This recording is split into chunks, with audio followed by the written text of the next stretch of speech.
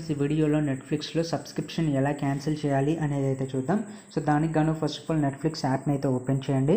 So Netflix యాప్ని open చేయగానే మనకి ఇట్లా రావడం అయితే జరుగుతుంది. ఇక్కడ నుంచి మీరు అకౌంట్ని అయితే సెలెక్ట్ చేసుకోండి.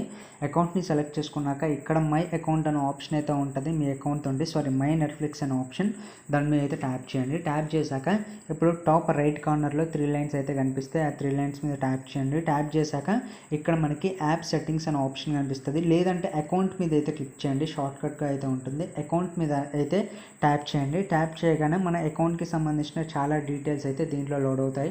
లైక్ ఫోన్ నెంబర్, పాస్వర్డ్ని ఎట్లా చేంజ్ చేసుకోవాలి, ఫోన్ నెంబర్ని ఎట్లా చేంజ్ చేసుకోవాలి, ఈమెయిల్ అడ్రస్ని ఎట్లా చేంజ్ చేసుకోవాలి, ఫోన్ నెంబర్ని ఎట్లా వెరిఫై చేసుకోవాలి, అండ్ దీంట్లో సబ్స్క్రిప్షన్ని కూడా ఎట్లా క్యాన్సిల్ చేయాలి, మెంబర్షిప్ని కూడా ఉంటుందన్నమాట. సో దానికి గాను పైకి అయితే స్క్రోల్ చేయండి. స్క్రోల్ చేశాక ఇక్కడ చూడొచ్చు మనకి క్యాన్సిల్ మెంబర్షిప్ అనే ఆప్షన్. సో దాని మీద అయితే ట్యాప్ చేయండి. ట్యాప్ చేయగానే మనకి కొంచెం టైం అయితే పడుతుంది. అండ్ ఇక్కడ చూడొచ్చు we understand if you cancel it will affect on 4th October 2023 you will still able to watch till then.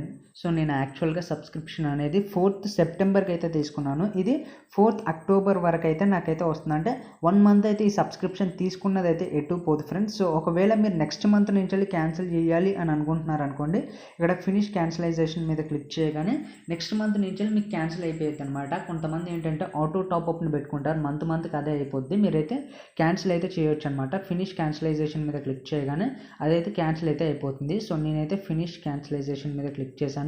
So మీరు ఏదైనా ఒక రీజన్ అయితే సెలెక్ట్ చేసుకోండి. సో నేనైతే నాకు టైం లేనట్టుగా సెలెక్ట్ చేసుకొని డన్ అనే ఆప్షన్ మీద క్లిక్ చేయగానే నాకు నెక్స్ట్ నుంచి ఇంకా సబ్స్క్రిప్షన్ ఆటోమేటిక్గా అయితే తీసుకోదు. సో ఇప్పుడు తీసుకున్న సబ్స్క్రిప్షన్ అయితే 1 మంత్ అయితే ఉంటుందన్నమాట.